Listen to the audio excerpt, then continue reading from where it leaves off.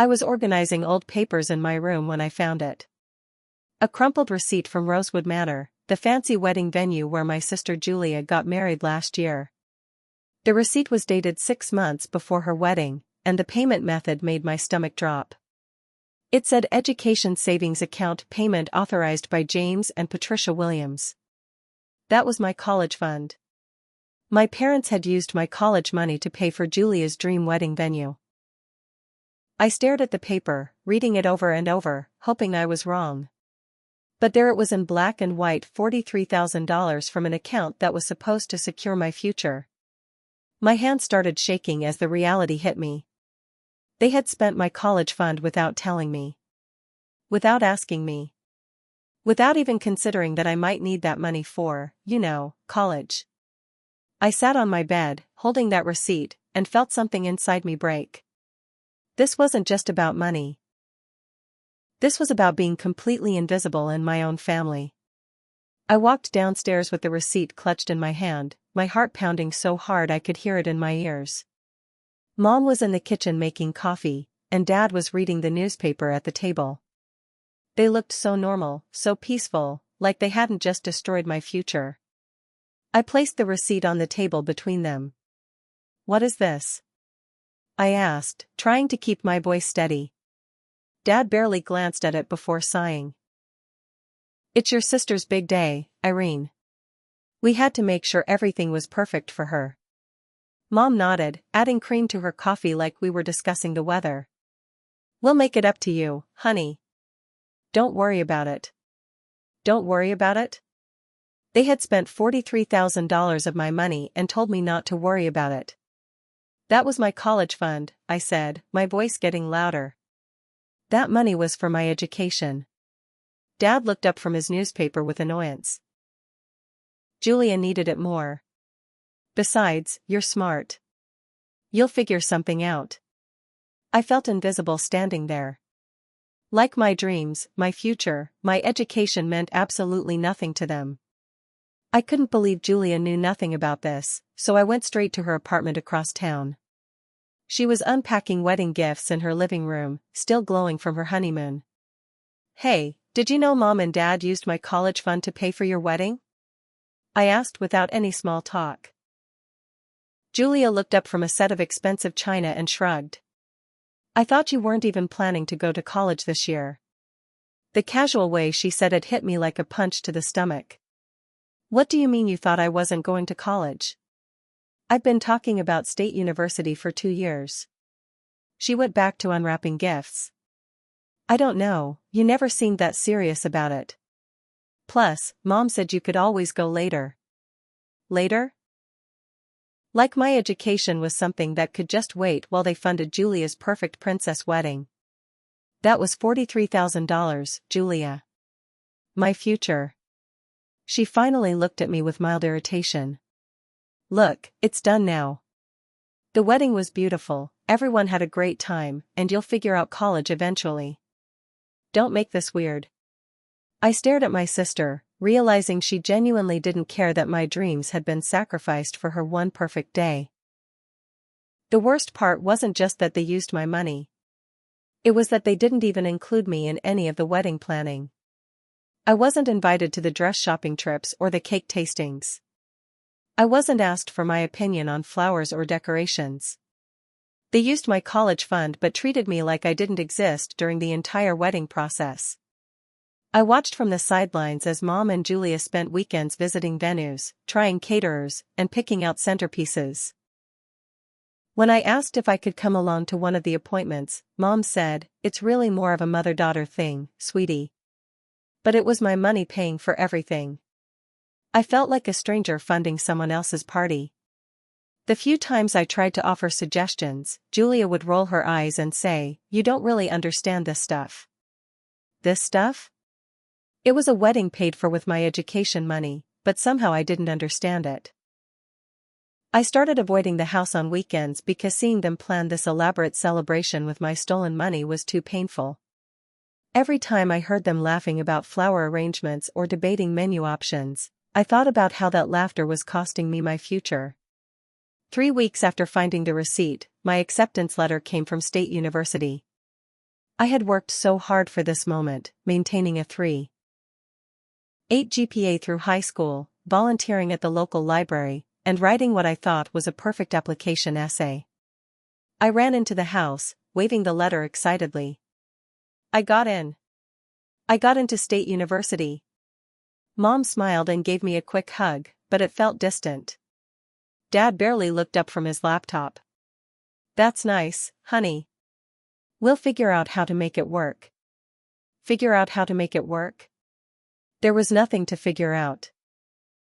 My college fund was gone, spent on Julia's wedding dress and venue rental.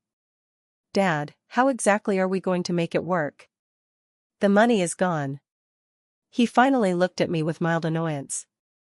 You can take out student loans like everyone else. Maybe work part-time. Student loans for money that was supposed to be mine. Working part-time to pay for an education that should have been fully funded. I held my acceptance letter, which should have been the happiest moment of my life, and felt absolutely hollow. My family was acting like my college education was some minor inconvenience they'd eventually deal with, not the future I'd been working toward for years. I needed money, so I applied for a job at Lanny's Diner, a 24-hour restaurant downtown where the coffee was always too strong and the customers were often too drunk. It wasn't glamorous, but they hired me on the spot when I said I could work late shifts. My feet ached every night from standing for 8 hours, cleaning tables, refilling coffee cups, and dealing with difficult customers who left messes and tiny tips. But I refused to ask my parents for anything ever again. They had made their choice clear. Julia's wedding was more important than my education. Fine. I would figure it out myself. Every night when I came home exhausted, smelling like grease and coffee, I saw Julia's wedding photos displayed prominently on the mantel. Her perfect dress, her perfect flowers, her perfect day, all paid for with my stolen future. I started keeping my tip money in a jar in my room, counting every dollar. It wasn't much, maybe $50 on a good night, but it was mine. Money I had earned through my own hard work, not money that could be taken away and spent on someone else's dreams. One particularly bad night at the diner, Julia came in with a group of her friends around midnight. They were dressed up, clearly coming from some party, laughing loudly and taking up the biggest booth in my section. I walked over to take their order, and Julia looked up at me like she was seeing a stranger. Oh, hi Irene. I didn't know you worked here. Her friends giggled, and one of them whispered something about family working at diners. I took their order professionally, brought them their food, and watched them make a huge mess with their late-night snacks. When they left, I went to clean their table and found no tip. Nothing. My sister, whose wedding I had unknowingly paid for, couldn't even leave me a few dollars for serving her and her friends. I stood there holding their dirty plates, fighting back tears of frustration. This was my life now. Working overnight shifts to afford an education that should have been free, while my sister enjoyed her perfect married life funded by my stolen money. The message was crystal clear: I didn't matter enough for basic respect, let alone family support. When I got home from work the next morning, I found Julia in my room, hanging her wedding decorations on my walls. Silk flowers, fairy lights, and just married signs were scattered across my desk and dresser. What are you doing? I asked, exhausted from my shift. Mom said I could store some of my wedding stuff in here since you're barely home anyway, Julia replied, arranging artificial roses in a vase on my nightstand. My room, the one place that was supposed to be mine, was now a storage unit for reminders of my financial betrayal. Every time I tried to sleep, I stared at those wedding decorations bought with my college money. Can you please move this stuff somewhere else? I asked. Julia looked annoyed. It's just temporary. Besides, it makes the room look prettier. Prettier for who? I was the one who had to sleep surrounded by evidence of my parents' betrayal. When I complained to Mom, she said, "Don't be difficult, Irene. Julia needs somewhere to keep her things while she settles into married life." Even my bedroom wasn't really mine anymore. Nothing in this house belonged to me, not my college fund, not my space, not my family's consideration. I was looking for something in the kitchen when I saw the guest list for Julia's wedding lying on the counter. My stomach dropped as I scanned through it. Extended family, college friends, co-workers, neighbors, everyone was listed with their proper titles and relationships. Uncle John and Aunt Susan, Julia's college roommate Rachel, Dad's boss, and his wife. Then I found my name at the bottom, not listed as Irene Williams, sister of the bride, or even Irene Williams' family. I was listed as a +1 under my cousin Lara's name. Lara Williams +1. That was me. The person whose money paid for this entire celebration was an afterthought, a +1 who didn't even warrant her own invitation. I stared at that list, feeling smaller and more invisible than I ever had before. Even at the wedding that I had unknowingly funded, I wasn't considered important enough to be acknowledged as family. I was just someone's guest, someone who might or might not show up, someone whose presence or absence wouldn't really matter. That guest list told me everything I needed to know about where I stood in this family. I wasn't Julia's sister. I was Lara's +1. I almost didn't go to the wedding, but Grandma Ruth called and asked if I would sit with her during the ceremony. She was the only person in my family who had ever really seen me, so I couldn't disappoint her. I showed up in a simple dress I bought with my tip money and sat quietly in the back with Grandma while everyone else celebrated Julia's perfect day. The venue was stunning, exactly what $43,000 should buy. The flowers were gorgeous, the music was perfect, and Julia looked like a princess in her expensive dress. But all I could think about was how every beautiful detail was paid for with money that was supposed to be securing my education. During the reception, Julia was surrounded by friends and family taking pictures, giving toasts, and celebrating her new marriage. She walked right past our table multiple times and never once said hello to me. Not a single word to the sister who had unknowingly funded her dream wedding. When they cut the cake, an elaborate 3-tier creation that probably cost more than I made in a month at the diner, I quietly slipped out the back door. I drove home in silence, and the next morning, no one in my family even noticed I had left early. 2 days after the wedding, I made a decision that would change everything. I packed my belongings into 3 suitcases and 2 cardboard boxes. Clothes, books, my laptop, and the small decorations that were actually mine. I didn't take anything that belonged to the family or anything expensive. I found a tiny studio apartment near the university campus that I could afford with my diner money. It was small, barely furnished, and the heater didn't work great, but it was mine. I wrote a short note and left it on my bed. I've moved out. Don't worry about making up the college fund money. I'll handle my education myself. I didn't say goodbye. I didn't have a dramatic confrontation. I just quietly removed myself from a house where I had never really belonged anyway. When I closed the door of my apartment that first night, sitting on the floor eating cereal for dinner because I didn't have a table yet, I felt something I hadn't experienced in months. Peace. For the first time since finding that receipt, I wasn't surrounded by reminders of my family's betrayal. I was alone, but I was free. My first day of college was harder than I had ever imagined. I couldn't afford any of my textbooks, so I spent hours in the library photocopying relevant chapters and taking detailed notes. I packed peanut butter sandwiches for lunch because the campus food was too expensive. I walked to classes in worn-out shoes because I couldn't afford new ones yet. But despite all the financial struggles, I showed up to every single class and stayed in the library until closing time every night. I wasn't going to let my parents' betrayal ruin my education. I was going to prove that I could succeed without their help, without their stolen money, without their support. Some days were so hard I wanted to cry, especially when I saw other students casually buying textbooks or eating in the cafeteria without checking their bank balance first. But every time I felt sorry for myself, I remembered Julia's wedding and how my family had made their priorities clear. I wasn't going to give up on my dreams just because they had given up on me. I was going to graduate from this university, and I was going to do it entirely on my own. 3 weeks into the semester, I met Deborah in my economics class. She was smart, funny, and had this amazing ability to explain complicated concepts in simple terms. When she noticed I didn't have the textbook, she started sharing her notes with me. My older brother went through this same program, she said one day after class. I have his old books if you want to borrow them. Deborah didn't just help me with school supplies. She helped me apply for every scholarship and grant available, spend hours with me in the campus financial aid office, and reminded me that I wasn't alone in this struggle. You're one of the hardest working people I've ever met, she told me when I was feeling overwhelmed.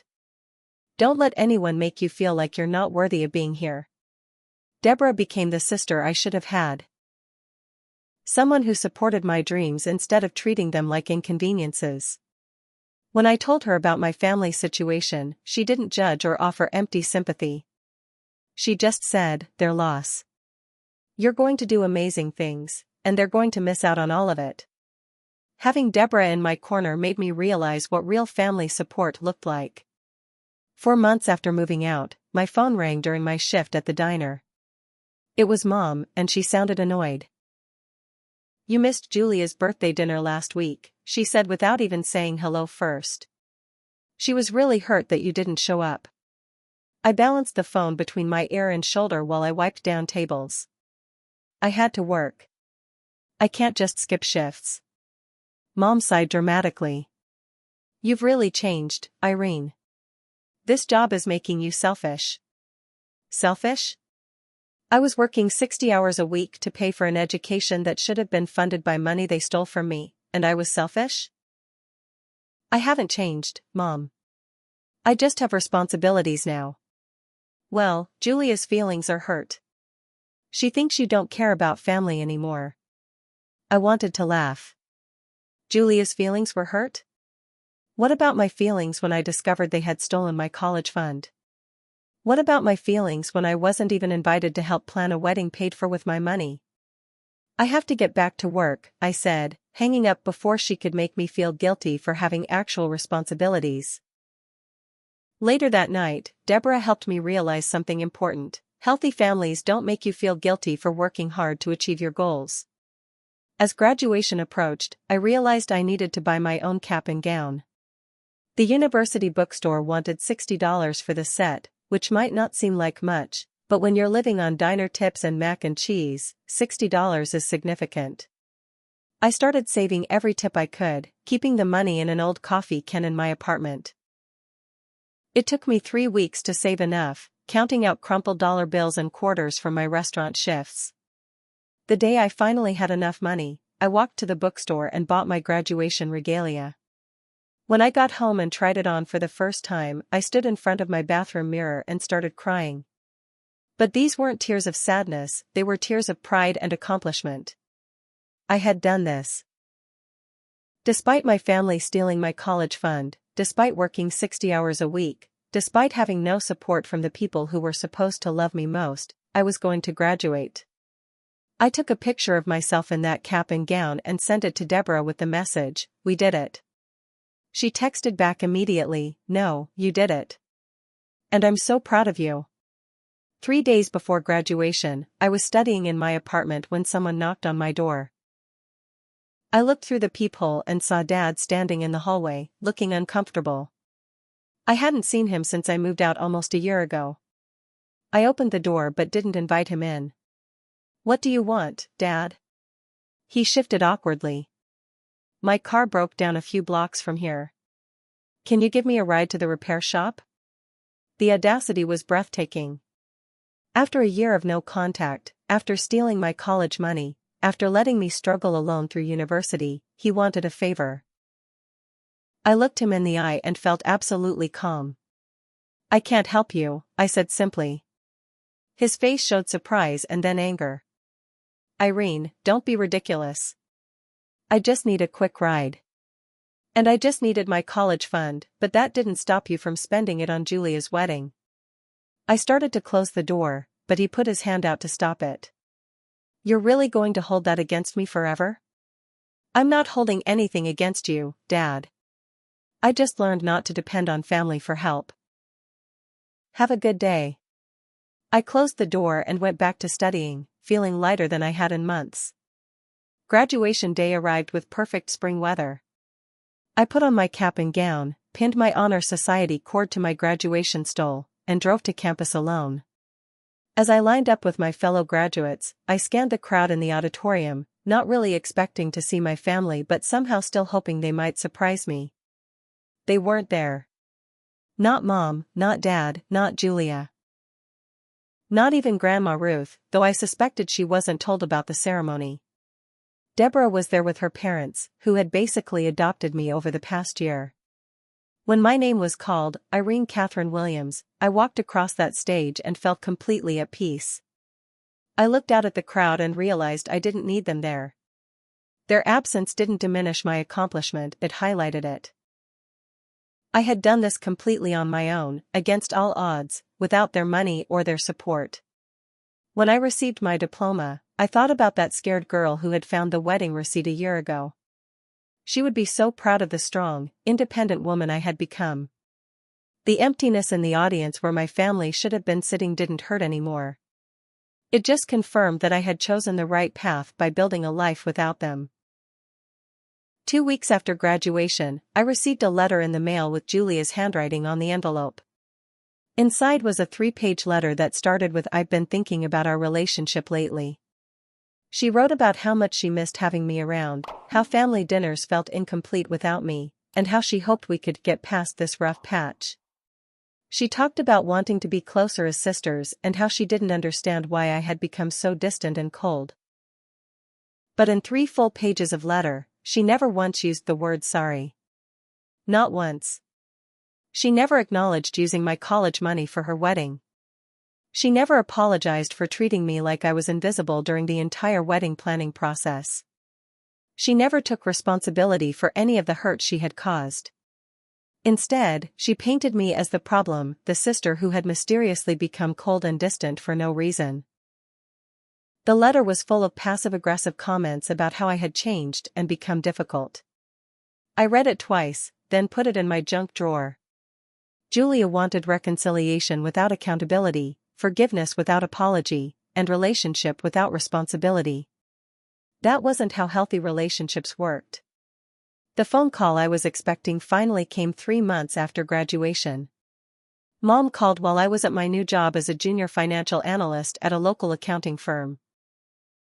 "Irene, we need to talk," she said in that serious tone she used when she was about to make demands. "If you needed help during college, you should have asked us." I almost laughed out loud. "I did ask you.